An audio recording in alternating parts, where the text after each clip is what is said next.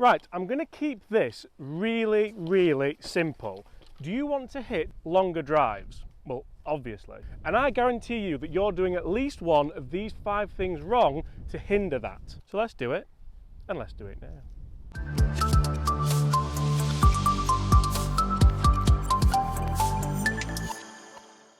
Hi everyone, my name's James Robinson. I'm a PGA professional and I am here today to help you with your golf game. I'm here to help you hit longer drives, to help you outdrive all of your friends and to keep it as simple as possible, because that certainly helps. Now, the first thing that so many people do wrong when trying to hit a long drive is grip the club completely wrong. Now, you can change this. It won't cost you a penny. You don't have to upgrade your driver. You don't have to go and buy new golf clubs.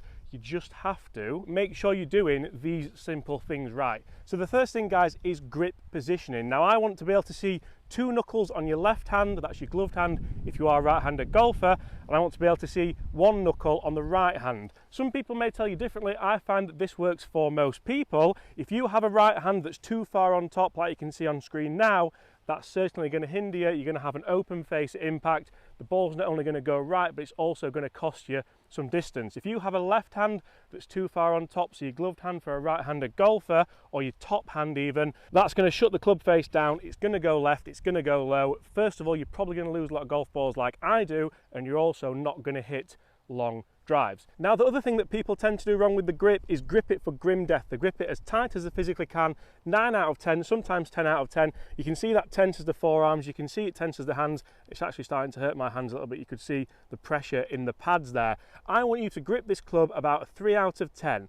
A wise man, Gary Player, he won a few majors, didn't he? Once said you want to grip the club as though you're holding a budgie in your hands. You're not going to hurt it, you're not going to harm the budgie, but you're not going to let it fly away. You're not going to be too loose with it so the club can move all over the place. That's generally a nice middle ground, but that's also going to help you set the club on the way back. You can see I'm trying to get the butt of the club here pointing down at the ball. That's a nice shaft angle. From there I can turn the shoulders up into a nice position in the top of the backswing, and without a nice neutral grip pressure you won't be able to do that. If the grip pressure is too tight, you can't set the club as you want to. Your takeaway is going to be all skew with. It's going to be very, very restricted, and this is going to be the height of your backswing, which isn't really going to cut it too much.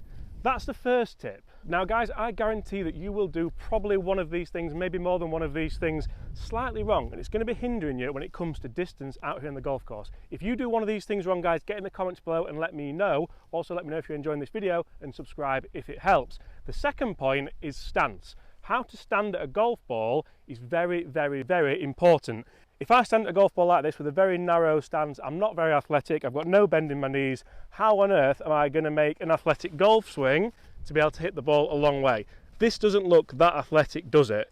And no, I'm not talking about myself, although it counts. So what I want to see, guys, is a nice wide stance. I want to see your feet shoulder width apart, no more, no less, because this is going to be subjective for most people. If you're really, really tall, you're going to need a wide stance. You're going to need a solid base so you can swing as fast and as steadily as you can without losing your balance. If you stand too wide like this, that's then going to restrict the amount you can turn. That's obviously going to restrict your club head speed, and that's going to restrict how hard you can hit that golf ball. Shoulder width generally works for 99% of people, and with that I'm going to include a nice springy base. I'm going to have a little bit of knee flex, a little bit of bend from the hips, and from there you are in a nice athletic position to be able to load the club up to the top of the backswing. You can see how I'm loaded into my trail side there. I can push off there as fast as I want.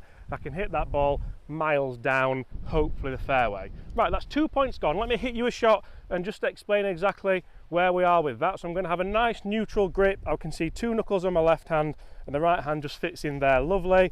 Nice and neutral grip pressure, feet shoulder width apart. Ball position is just on my left toe, which is a really important factor that we will discuss soon. And from there, I can hit a lovely big high draw just in the left side of the fairway. Now, the next point is quite a simple concept, but it's something so many people get wrong. Guys, this doesn't cost you anything, but once your stance is correct, once you set in the right position, your ball position is correct, that isn't even a point, that's a little bonus point. That's a golden nugget that you're getting for nothing. So hit that subscribe button if you enjoyed that and if it helps.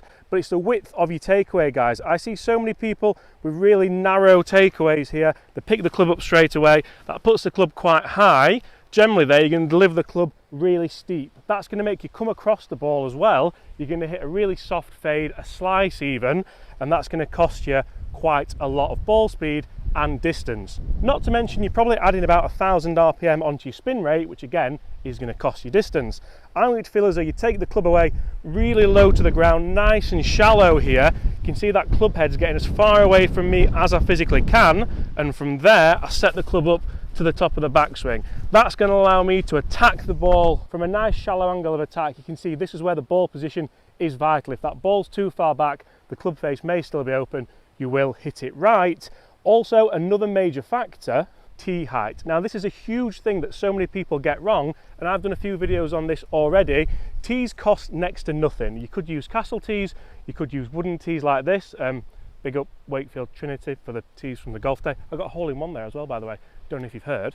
But basically you want to see the ball just halfway over the equator of your driver there. You don't want to see it in the middle of the club. You don't want to see it too high over, because that's going to come out the roof of the club. It's not only going to cost you distance, but it's also going to leave a horrible sky mark on that driver. So generally, if you have that ball at the right tee height there and the correct ball position, that's going to allow you to hit the sweet spot of the driver, which is actually just on top there. It's not quite the middle where people think it is. We want it coming out of here. That gives us a little bit less spin and also gives us a little bit more distance. So guys, that is 4 out of the 5 points so far. If one of those has helped you, be honest with yourself. Do you do any of these wrong?